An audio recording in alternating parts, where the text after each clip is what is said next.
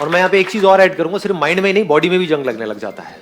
And body and mind are not two separate things, this is interconnected. Body की धज्जियां उड़ेगी तो mind की अपने आप ही धज्जियां उड़ जाएगी, अपने आप ही मूड खराब रहने लग जाएगा, एनर्जी कम हो जाएगी, तो माइंड को क्या यूज करोगे। और अगर अभी आप ध्यान से देखोगे जो साजिश है, हाँ साजिश अच्छा है ना, सही सही निकला है, साजिश नहीं साजिश, हाँ जो साजिश है चारों तरफ जिसको टेक्नोलॉजी बोलते हैं, वो हमको धीरे धीरे और लेजी बनाता चला जा रहा है। पहले कोई चॉइस नहीं थी कि अगर आपको कपड़े धोने हैं तो वो लेना है और उसको ठोकना ही पड़ेगा, मतलब एफर्ट करना ही पड़ेगा। अब क्या है, वॉशिंग मशीन में डाला निकाला काम हो गया। ऐसे ही पहले अगर शॉपिंग करनी है तो बाहर जाना ही पड़ेगा, देयर वाज नो ऑप्शन। और बाहर जा रहे हो तो 10-10 रुपए के पीछे 10 जगह पे धक्के खाने ही पड़ेंगे। अब ऑनलाइन बैठे हो मोबाइल में टक टक टक टक टक टक, तो हो क्या रहा है चारों तरफ, अगर आप ध्यान से देखोगे कन्वीनियंस के नाम पे हम आलसी होते चले जा रहे हैं। We are becoming more and more lazy. इसको ध्यान से समझो, because this is need of the hour. Problem क्या है, आप लोग अचीव तो बहुत कुछ करना चाहते हो, लाइफ में करना बहुत कुछ चाहते हो, अगर बॉडी साथ नहीं देगी तो कुछ नहीं उखाड़ सकते। बॉडी में कई तरह की पेन्स हो गए, ये हो गए, वो हो गए, तो क्या करोगे। ये माइंड में बिल्कुल क्लियर होना चाहिए कि मैं एक्सरसाइज करके किसी पे एहसान नहीं कर रहा हूं, करना ही पड़ेगा अगर मेरे को लाइफ में कुछ भी ढंग का करना है तो, otherwise I will become more and more lazy physically. Similarly at the level of mind, वहां पर लेजीनेस का मतलब क्या है, एंटरटेनमेंट। चारों तरफ एंटरटेनमेंट है, that is the pinnacle of laziness, entertainment. आपको क्या करना है, जा करके बैठ जाओ एक मूवी में या फिर अपने कंप्यूटर पे मोबाइल पे एक के बाद एक कुछ देखते चले जाओ। ये क्या है, एंटरटेनमेंट। एंटरटेनमेंट में क्या होता है, क्या दिमाग लगाना पड़ता है, कुछ नहीं, आराम से बैठे हो देखे चले जा रहे हो। Lazy, mentally lazy. सोचने का जो काम है वो कोई और कर रहा है आपके लिए, वो सोच करके कुछ बोल रहा है, कुछ कर रहा है, कुछ क्रिएट कर रहा है किसी स्टोरी को। आपको नहीं क्रिएट करना पड़ रहा है, आपको दिमाग नहीं लगाना पड़ रहा, आप सिर्फ देख रहे हो, तो मेंटली आप लेजी होते चले जा रहे हो एंटरटेनमेंट के नाम पे। जो मेरे कुछ सेशंस होते हैं जहां पे दिमाग लगाना पड़ता है, तो गुस्सा आता है ना, ये क्या है कुछ और देखते हैं, ये बढ़िया है, इससे क्या होने वाला है, कुछ नहीं होने वाला है। लोगों को ध्यान से देखोगे बड़ी जल्दी थक जाते हैं, 30-35 साल की एज में थके पड़े हैं, एनर्जी नजर नहीं आती है, एक स्पार्क नजर नहीं आता है, धीरे धीरे खत्म होता चला जाता है। अभी है आपके पास में, तो अगर चाहते हो ये स्पार्क बढ़ता जाए एज के साथ में, तो क्या करना है, नंबर 1 फिजिकली एक्टिव रहना है मरते दम तक, there is no choice there, this we need to understand. And दूसरा, मेंटली एक्टिव रहना है, कहीं पर भी मौका मिले दिमाग की सही तरह की एक्सरसाइज करने का, फालतू की एक्सरसाइज नहीं, डिबेट नहीं, वहां पे कोई एक्सरसाइज नहीं होती है कि आपकी मेमोरी में कुछ भरा हुआ है, आप यहां से बोल रहे हो, किसी और के कुछ भरा हुआ है वो बोल रहा है, और आपस में लड़ रहे हैं कि मेरा पॉइंट सही है तेरा पॉइंट सही है ना जी।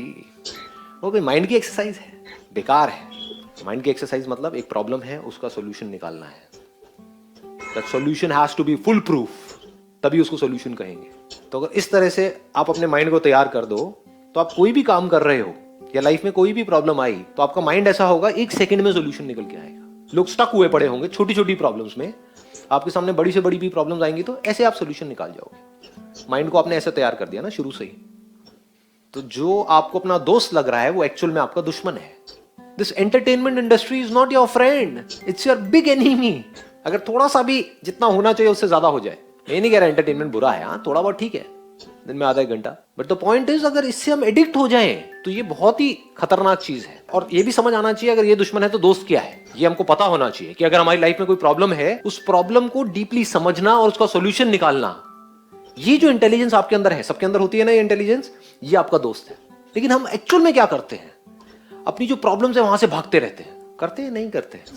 तो हम क्या कर रहे हैं, अपना जो असली दोस्त है उसको दुश्मन समझ रहे हैं, यानी कि जो प्रॉब्लम्स है वो आपके असली दोस्त हैं, जो आपकी लाइफ में प्रॉब्लम्स हैं, क्योंकि वहीं से आप इंटेलिजेंट हो पाओगे, और कोई तरीका नहीं है। तो बट सम टाइम हम सब, हमारे दिमाग में सारे पॉइंट्स क्लियर हैं, फिर भी हम कंटिन्यूअसली उस वर्क को करते हैं एंटरटेनमेंट के पीछे हमें पता है कि हम एडिक्ट हो रहे हैं, हमें पढ़ना है, मतलब सब फिर भी मोबाइल एंटरटेनमेंट, हाँ प्लीज हैव अ सीट, क्योंकि ये हमारी डिफॉल्ट सेटिंग है। देखो कोई जानवर है, जानवरों से इवॉल्व होते होते हम यहाँ तक पहुंचे हैं ना, इंसान बने हैं ना।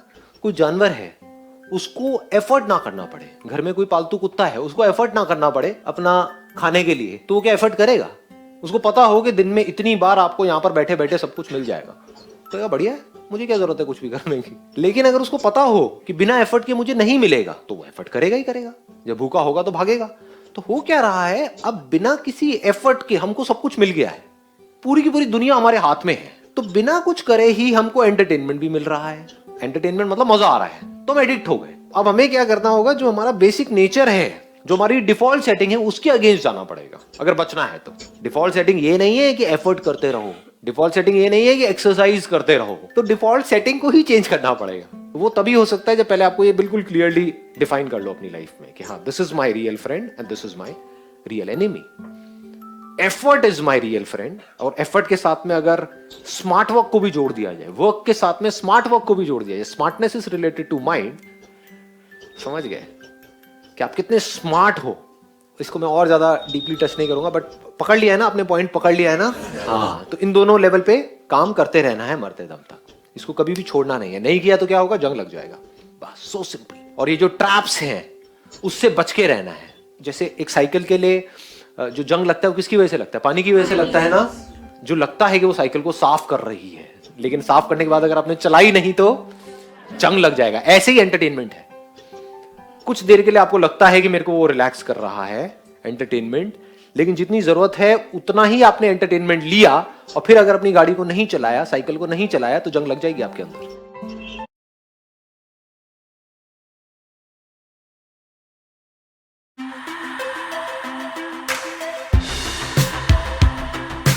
नो कि मुझे लाइफ में क्या करना है, मुझे अपने गोल पॉइंट्स पता है, और मुझे ये भी पता है कि मुझे कौन से स्टेप किस टाइम पे उठाना है, लेकिन ये लेजीनेस बीच में आ जाती है और मैं कभी कुछ नहीं कर पाती। ये लेजीनेस बीच में आ जाती है, जिसको हम लेजीनेस बोल रहे हैं। इसका मतलब ये नहीं है कि आप पूरा दिन सिर्फ बैठे रहते हैं, कुछ ना कुछ तो करते होंगे। हाँ जी। लेकिन अपने गोल से रिलेटेड कम करते हैं। हाँ जी। और जो चीजें वो ज्यादा करते हैं, जैसे टेलीविजन हो गया, मोबाइल हो गया, ये नहीं सर, जैसे लाइक अगर मैं स्टडीज कर रही हूँ, मैं स्टडी कर रही हूँ कुछ, तो मैंने ओनली सोचा कि अगर अच्छा मैं 1 घंटे में अपने 2 चैप्टर्स कंप्लीट करूंगी, बट 15 मिनट्स में मैं इतनी ज़्यादा बोर हो जाती हूँ कि अब नहीं करना। मतलब ये है कि जो लेजीनेस का एक कॉज जो आपने यहाँ पे वर्ड यूज किया, दैट इज बोर हो जाती हूँ। Is boredom the cause of laziness? कि जब हम कुछ बोरिंग करते हैं तब हम लेजी होते हैं, या जब कुछ इंटरेस्टिंग करते हैं तब भी हम लेजी होते हैं? जैसे आज का सेशन यहाँ पे आना इंटरेस्टिंग लग रहा था या बोरिंग लग रहा था? आपके पेरेंट्स ने जबरदस्ती भेजा है आपको यहाँ पर, या उन्होंने रोकने की कोशिश करी थी फिर भी आप लड़ झगड़ के आ गए? हुआ होगा ऐसा भी किसी न किसी के साथ में, पिट पिटा के आए हैं, चाटे वाटे खा के आए हैं, व्हाटएवर। नींद कितनों को ढंग से नहीं आई, मतलब एक्साइटमेंट था, सुबह अपने आप अलार्म से पहले उठ गए। तो क्या हमको समझ आ रहा है, जिस काम में हमारा इंटरेस्ट होता है वहाँ पे हम कभी लेजी नहीं होते। और ये भी हो सकता है कि आपको कुछ इंटरेस्टिंग लगता है लेकिन मुझे बोरिंग लगता है, तो जैसे ही मेरे से वो काम करवाया जाएगा तो वहां पर मैं लेजी हो जाऊंगा। तो इसका जो कनेक्शन है बोर्डम से है। जैसे एक बीमारी होती है ना, उसके कुछ सिम्टम्स होते हैं, ये कॉज नहीं है बीमारी का। जैसे फॉर एग्जांपल आपका पेट खराब हो रहा है, तो वो सब सिम्टम्स हैं जो भी कुछ हो रहा है। बीमारी का जो कॉज है वो कुछ और है। अगर उस कॉज को हम समझ लेते हैं तो there is a strong possibility दोबारा से वो सिम्टम्स आने बंद हो जाएंगे। लेकिन अगर हम सिम्टम्स को ही ट्रीट करने की कोशिश करते हैं तो हर थोड़े दिन बाद वो आते रहेंगे जब तक कि कॉज वहां पर पड़ा हुआ है। तो आपको देखना है कि आप कॉज को ठीक कर रहे हैं लेजीनेस के, या सिम्टम्स पे काम कर रहे हैं। वो पता कैसे लगेगा? जैसे ही एक्सटर्नली कोई मोटिवेशन आता है, यानी मेरी वीडियो देखी या कोई एनर्जेटिक सा गाना सुना, कर हर मैदान फतेह और ये वो, आपने कहा अब तो फतेह करके ही रहूंगा। मतलब भैया यही तो गाना चाहिए था, मिल गया। हाँ, और सुना गाना या मेरा कोई सेशन देखा, एकदम से एक्साइटेड हो गए, एकदम से चार्ज अप हो गए, लेकिन उसकी थोड़ी देर बाद बैक टू नॉर्मल। तो इसका मतलब क्या है? आप सिर्फ सिम्टम्स पे काम कर रहे हो, और अगर बार बार ये काम करते भी रहो तो इससे कुछ होने वाला नहीं। ये टेम्परेरी सॉल्यूशन है। देखोगे थोड़ी देर के लिए चार्ज अप हो जाओगे, फिर वापस से back to normal, back to normal, back to normal. दूसरा क्या है? परमानेंट। अगर आप इसके कॉज को अगर आपने पकड़ लिया है तो, कि एक्सटर्नली चाहे आपको कोई आकर के बोल रहा है कि मत करो मत करो, लेकिन आपके अंदर से आ रहा है कि नहीं, I am on the right path. ये बोले, वो बोले, वो बोले, कोई भी मुझे बोले, चाहे पॉजिटिव चाहे नेगेटिव, उससे फर्क क्या पड़ता है? मुझे करना है तो करना है। अब आपके ऊपर लेजीनेस हावी नहीं हो सकती। तो अगर ऐसा हो जाए तो काम हो गया। अब ऐसा कैसे होगा? वो सिर्फ तब हो सकता है जब अब किस तरह से हमारी ब्रेन काम करती है उसको ध्यान से समझो। हम क्या करते हैं, क्यों करते हैं, अगर वो हमको फंडामेंटल्स क्लियर हो जाए तो उन फंडामेंटल्स के बेस पे हम कोई भी इक्वेशन बना सकते हैं। Do you want me to go in the fundamentals, या फिर आपको स्टेप्स बताऊं? लेजीनेस से बाहर आना है, स्टेप 1 ये है, make a plan. Step 2 stick to it. Step 3 even if you don't stick to it, again stick to it. खत्म। आप कहोगे हाँ ये बढ़िया है, होना आना कुछ नहीं है। तो थोड़ा सा इसको डीपली समझने की कोशिश करते हैं।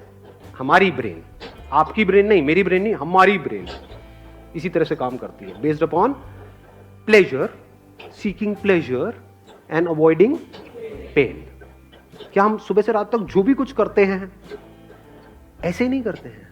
जैसे भी आप एक्ट कर रहे हो, अपने आप से झांक करके देखो अपने माइंड के अंदर, क्या हम ऐसे ही नहीं एक्ट कर रहे हैं? Based upon reward and punishment. अब ध्यान से समझना प्रॉब्लम क्या है। यहाँ पे एक बहुत बड़ा कॉन्फ्लिक्ट है, बहुत बड़ा कॉन्ट्रडिक्शन है। जो भी आप करना चाहते हो उसके लिए जो करना पड़ेगा वहां पर पेन है। We don't want to go to school और कॉलेज और इवन एट वर्क। आप में से कितने वर्किंग है इन द सेंस के जॉब कर रहे हैं? आप लोगों को काम पे जाने में मजा आता है या जब महीने के एंड में जो मिलता है हाथ में उसमें ज्यादा मजा आता है? कि अगर बिना जाए मिल जाए तो अरे मजा आ गया। कि अभी अगर 6 days a week है वो 5 days हो जाए, 4 days हो, 3 days हो जाए, मजा ही आ जाएगा। मतलब समझ लो क्या हो रहा है। You want to avoid it, you want to avoid work and you want to get all the pleasures that comes through money. ये काम ना करना पड़े, मिल जाए फटाफट से जो मुझे चाहिए।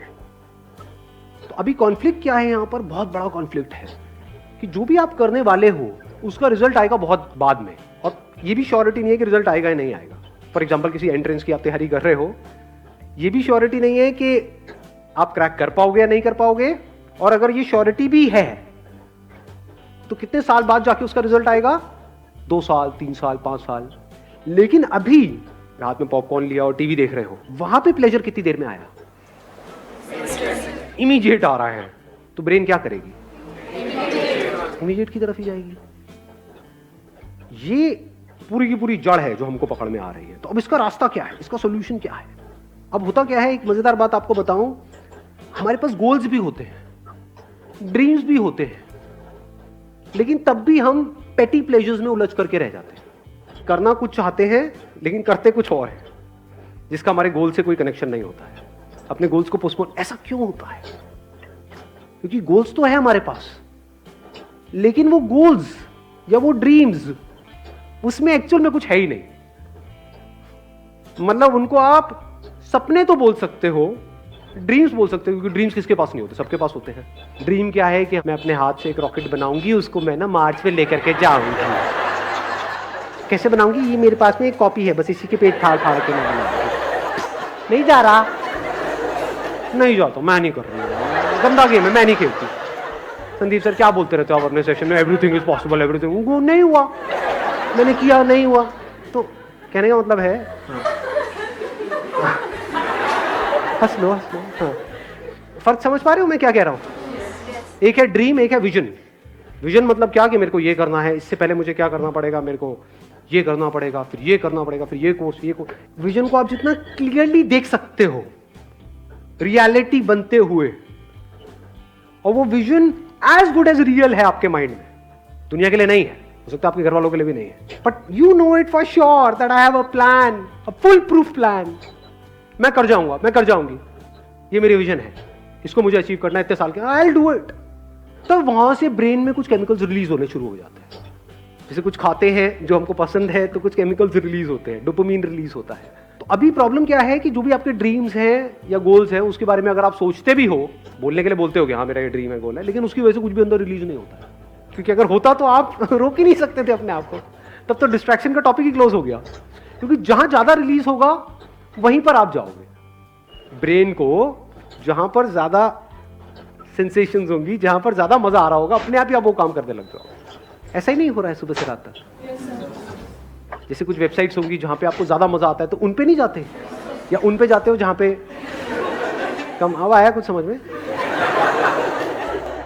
इन बातों को समझना बहुत जरूरी है, because we are talking about a permanent solution. यही टाइम है आप लोगों के पास में, अगर सिंसियरली इन चीजों को समझ लिया तो कुछ कमाल का हो सकता है। प्रॉब्लम क्या है, बेसिक जो ह्यूमन साइकी है, वो प्रॉब्लम ये है कि हमें कुछ करना ना पड़े, बस बैठे बैठे हमारे सारे काम हो जाए। कि सर ये जो आप बता रहे हो विजन, ये वो ड्रीम को, इसके लिए बहुत कुछ करना पड़ेगा, कोई ऐसा रास्ता बताना जो शॉर्टकट हो। तो इसके लिए ये जो बातें मैं कर रहा हूँ, इसको समझने के लिए आपके अंदर सेल्फ रिस्पेक्ट होनी चाहिए। जिनके अंदर सेल्फ रिस्पेक्ट होती है वो कभी भी आलसी नहीं मिलेंगे आपको। सेल्फ रिस्पेक्ट का मतलब क्या कि मैं 18 साल से ऊपर हो गया हूं। आप में से कितने जो 18 साल से ऊपर हैं? हाँ, सारे हैं। तो दैट मीन्स कि अगर आपके अंदर सेल्फ रिस्पेक्ट है तो अगर है तो क्या आना चाहिए अंदर से कि मुझे बैठे बैठे नहीं खाना है अपने माँ बाप का, फ्री में मुझे कुछ भी नहीं चाहिए, 1 रुपए भी नहीं चाहिए किसी से भी, चाहे वो मेरे माँ बाप हो चाहे कोई भी हो, अपने बेस पे कुछ करना है किसी से भी, चाहे वो मेरे माँ बाप हो चाहे कोई भी हो, अपने बेस पे कुछ करना है। ये सेल्फ रिस्पेक्ट हमारे अंदर होनी चाहिए। ऐसी बहुत कम लोगों में मिलती है। कहीं पे भी कोई ऑफर निकाल दो जहाँ पे ये बोल दो कि हाँ ये लकी ड्रॉ है, और लाखों लोग इकट्ठे हो जाते हैं इंग्लैंड, सब भिखमंगे भरे पड़े हैं। ये कैसी सोच है?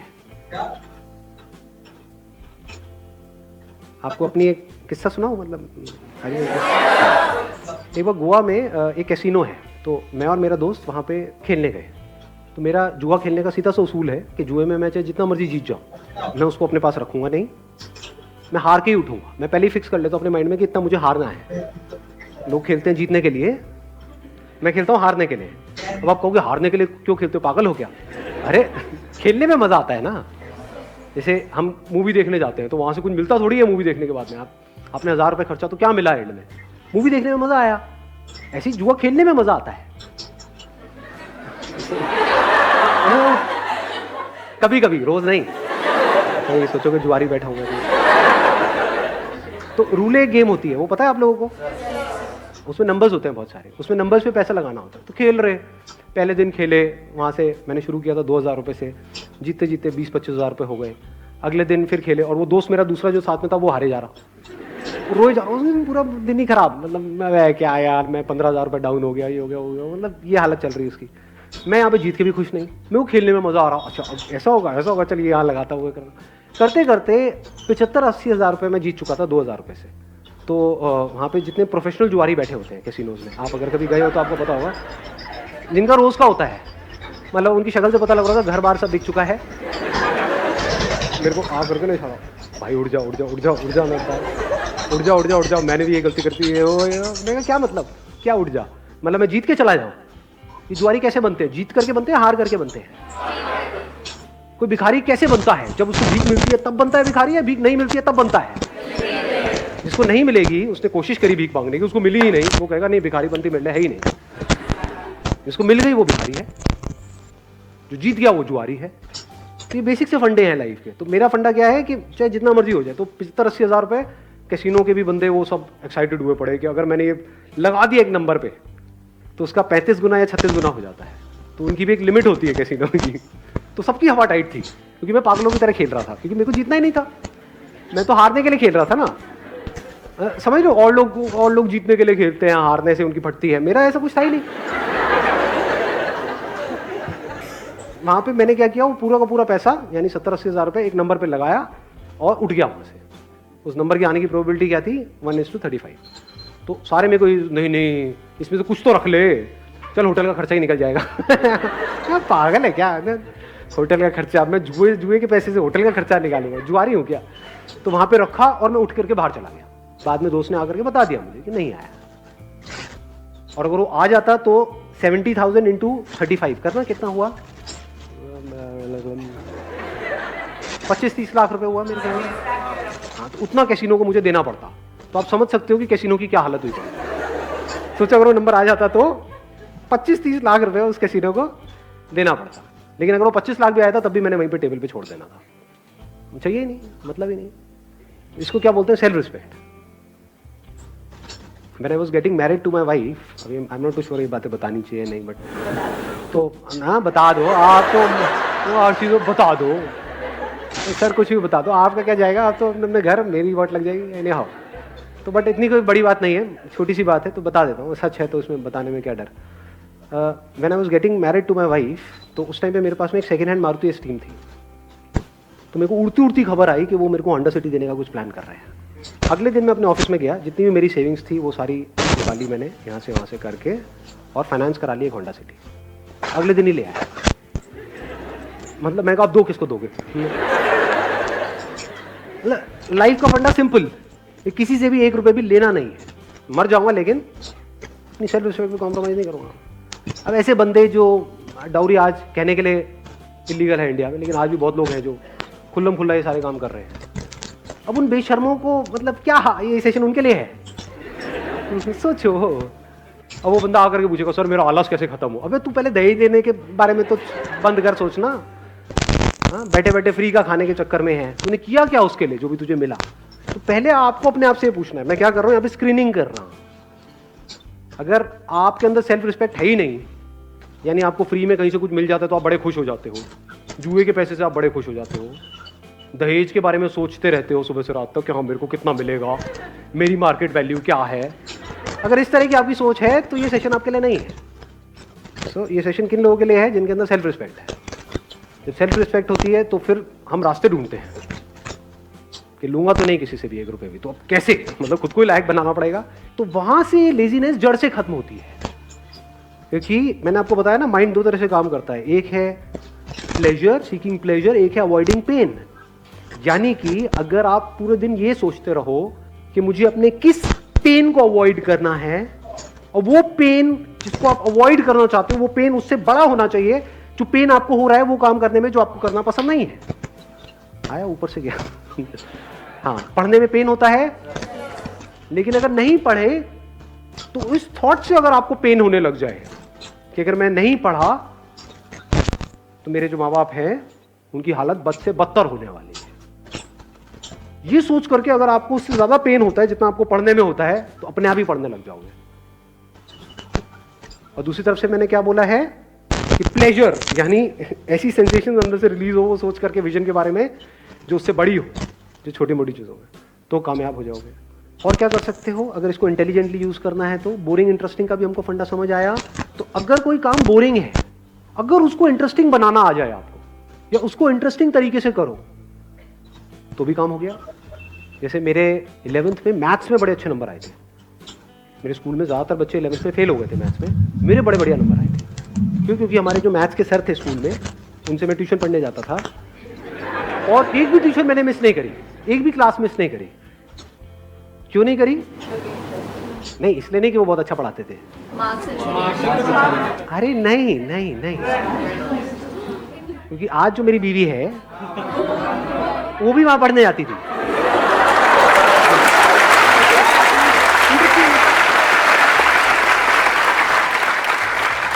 मतलब वो एक प्रॉब्लम देते थे तो सबसे पहले मुझे ही सॉल्व करनी थी वो प्रॉब्लम, क्योंकि तभी तो स्टाइल मारता ना, तभी तो मैं उसको पढ़ाने के लायक बनता पीछे से। तो समझे? नहीं आई बात समझ में? हाँ, मुझे इस लायक बनना था उस टॉर्चरस क्लास में जो मुझे बिल्कुल भी पसंद नहीं थी। ना मुझे वो सर पसंद थे, ना उनके पढ़ाने का तरीका पसंद था, कुछ भी पसंद नहीं था, कुछ और पसंद था। तो बोरिंग से बोरिंग भी क्लास इंटरेस्टिंग हो, एक भी क्लास मैंने मिस नहीं करी। बेटा मैं सर को कहता सर एक्स्ट्रा क्लासेस जितनी मर्जी, सर क्यों नहीं, सर व्हाई नॉट। दिमाग लगाओ ना कि बोरिंग से बोरिंग काम को भी मैं इंटरेस्टिंग से इंटरेस्टिंग कैसे बनाऊं। ऐसा कौन सा ट्यूशन सेंटर है इस सब्जेक्ट के लिए यहाँ, इसके लिए यहाँ, इसके लिए यहाँ, 5 ही तो सब्जेक्ट हैं, तो 5 अलग अलग चूज करो, अपना काम खत्म, हो गई पढ़ाई। अब कहाँ का मोटिवेशन चाहिए जी आपको? अब आपकी माँ बाप आपको रोक पाएंगे वहां पे जाने से? अब ये नहीं कि सारी यही हरकतें करने लग जाए, सारे मजनू हो जाए, पढ़ाई लिखाई होनी रही। But I am just giving an idea. मैंने आपको क्या बोला अभी, अगर आपने ध्यान से सुना है तो, I am talking about the fundamentals. अब इन फंडामेंटल्स को आपको कैसे यूज करना है वो आपके ऊपर है। ज्यादातर हमारा दिमाग क्या चलता है, आइदर और में चलता है। जैसे मैं बात करता हूँ अपने किसी सेशन में कि भाई मोबाइल की ये प्रॉब्लम्स है, तो लोग सामने से क्या बोलते हैं, सर क्या मोबाइल छोड़ दें? अरे अबे खच्चर, अबे घोचू, मैंने कब कहा कि मोबाइल छोड़ दे? और मोबाइल क्यों छोड़ना है? बट उसकी अगर आपको प्रॉब्लम समझ आएगी तो चांसेस है कि उसकी वजह से जो प्रॉब्लम हो रही है वो कम हो जाए आपकी लाइफ में थोड़ी सी। वो आपको देखना है कि आपको कम करना है, छोड़ना है, या जैसे चल रहे हो वैसे ही चलना है। That is your call.